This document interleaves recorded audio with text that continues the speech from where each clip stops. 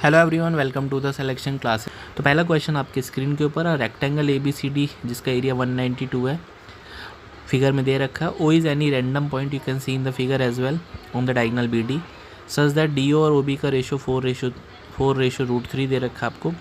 Angle OC भी 30 है और आपको पेरीमीटर और डायगोनल निकालना है। ठीक है, देखो मैं इस क्वेश्चन को करने का एक डिटेल तरीका और जो ट्रेडिशनल तरीका है वो मैं सिखाऊंगा, उसके बाद इस क्वेश्चन को करने का हैक सिखाऊंगा।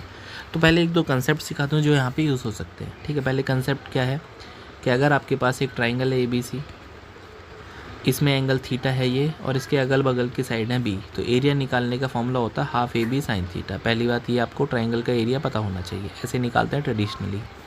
दूसरी बात जो यहाँ पे यूज़ होगी, अगर आपके पास कोई भी एक ट्राइंगल है ABC, उस ट्राइंगल से आपने मान लो वर्टेक्स A से कोई एक लाइन खींच दी जो कि इसको M पॉइंट पे इंटरसेक्ट करती है, तो एरिया जो है वो दो पार्ट में डिवाइड हो गया, A1 और A2। तो A1 और A2 का रेशो वही होगा जो BM और MC का रेशो होगा। ये इंपॉर्टेंट बात है जो आपको पता होना चाहिए, इट इज़ यूनिवर्सल रिजल्ट है। ठीक है, तो दो बातें आपको समझ में आनी चाहिए। अब हम इस क्वेश्चन के फॉर्मेट पे चलते हैं। ठीक है, तो क्वेश्चन क्या बोलता है कि आपके पास एक रेक्टेंगल है, I am going to draw the rectangle with the red colour, you can see. ठीक है, और एक डायगोनल ऐसे बना रखा है यहाँ पे, इस डायगोनल का नाम BD दे रखा है A। ठीक है, और एक रैंडम पॉइंट है O। तो ये 30 डिग्री का एंगल है और ये 60 डिग्री का एंगल हो जाएगा। बिल्कुल सही बात है।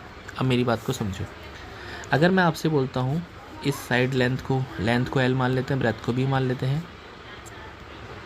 ठीक है, और एक और चीज़, अगर आपके पास एक रेक्टेंगल है और एक जो डायगोनल होता है वो रेक्टेंगल के एरिया को दो इक्वल पार्ट में डिवाइड करेगा, तो यहाँ पे एरिया आपको दे रखा है 192 कंप्लीट एरिया, तो हाफ एरिया 96 हो जाएगा। ये भी आपको आना चाहिए। ठीक है, अब चलो इस पे क्वेश्चन के सोल्यूशन पे चलते हैं।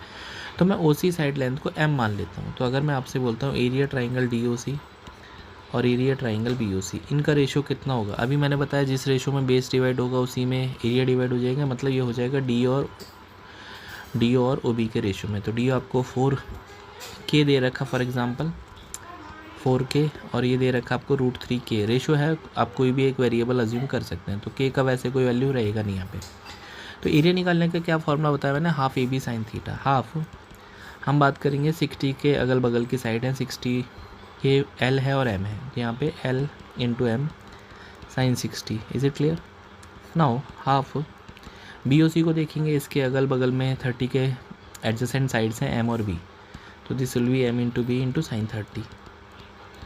तो यहाँ से हम L और B का रेशो निकाल सकते हैं, that is coming out to be, half से हाफ कैंसिल आउट हो जाएगा, M से M चला जाएगा, L/B साइन 30 और साइन 60 की वैल्यू आपको पता है, दैट इज़ साइन 60 √3/2 होता है, साइन 30 हाफ होता है। तो यहाँ से L और B का जो रेशो आ जाएगा वो सिंपल आ जाएगा, क्योंकि आपको 4/√3 दे रखा है। एक मिनट, ये आपको दे रखा है इक्वल टू 4/√3, तो यहाँ से जो L और B का जो रेशो आ जाएगा वो 4/3 आ जाएगा, क्योंकि √3 मल्टीप्लाई होकर 3 हो जाएगा। तो अगर मैं इसको रेशो में P मान लेता हूँ, 4P और 3P, तो आई कैन से जो लेंथ है वो 3P है और जो ब्रेथ है वो 4P है। तो आपको एरिया पता चल जाएगा। अगर मैं आपसे बोलता हूँ एरिया ट्राइंगल ADB, हाँ यू कैन सी ADB, तो अगर मैं एरिया ट्राइंगल ADB निकालता हूँ इन सबको रब करके, इनको थोड़ा रब कर देता हूँ so that I can have the space, इसी पेज पे लिखना है मुझे। तो एरिया ट्राइंगल एरिया ADB, तो ये तो राइट एंगल ट्राइंगल है, सबको पता, हाफ AB साइन थीटा और हाफ परपेंडिकुलर इनटू बेस। तो बेस है 3P और हाइट है इसकी 4P। ठीक है, और ये हो जाएगा 90 degree sine 90, half AB sine theta भी लगा सकते हैं। तो ये हो जाएगा 12P² और इसकी वैल्यू आपको दे रखी है 96। तो P² यहाँ से 16 हो जाएगा और P की वैल्यू आ जाएगी आपके पास 4।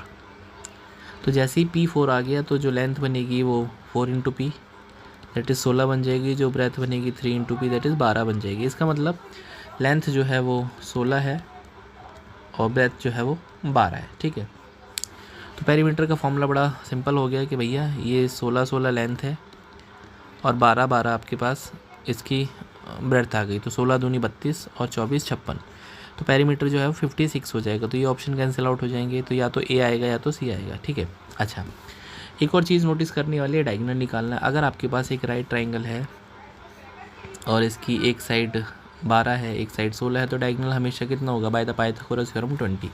तो ऑप्शन नंबर ए इसमें करेक्ट है, तो ऑप्शन ए इसमें राइट आंसर है। ठीक है, ये मैंने आपको इसलिए डिटेल बताया जिससे कि आपको समझ में आना चाहिए कि ज्योमेट्री काम कैसे करती है। अच्छा, अब मुझे यदि इसको ऑप्शन दे रखे हैं तो बहुत अच्छी बात है, ऑप्शन का यूटिलाइजेशन कैसे करते हैं उसको देखते हैं। ठीक है, मैं इसको रब करता हूँ सो दैट मैं ऑप्शन लगा पाऊँ, आप इसका स्क्रीनशॉट ले सकते हैं।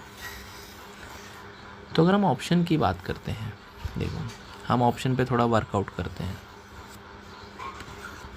बहुत आसान से। मान लो पहले ही ऑप्शन मैंने उठाया पेरीमीटर और डायगोनल, तो पेरीमीटर 56 बोल रहा है और डायगोनल बोल रहा है आपके पास कितना 20। ठीक है, तो डायगोनल 20 है, तो मेरे दिमाग में घंटी बजनी चाहिए कि एरिया इसका नीचे वाले का 96 है और डायगोनल अगर 20 है तो आपके पास राइट एंगल ट्राइंगल के जो ट्रिपलेट होते हैं 3 4 5, तो जो 20 है वो 5 का मल्टीपल है, तो 4 से मल्टीप्लाई कर लेता हूँ, तो ये सारे ट्रिपलेट 4 से मल्टीप्लाई हो जाएंगे। तो 3 4 जा 12, 4 4 जा 16, ये 20, तो 16 12 20 होता है, 16 12 20। हाँ, इसका मतलब 16 12 20 का मतलब क्या है कि अगर मैं इसकी एक साइड को 12 मान लेता हूँ, इसको 16, तो 20 हो जाएगा।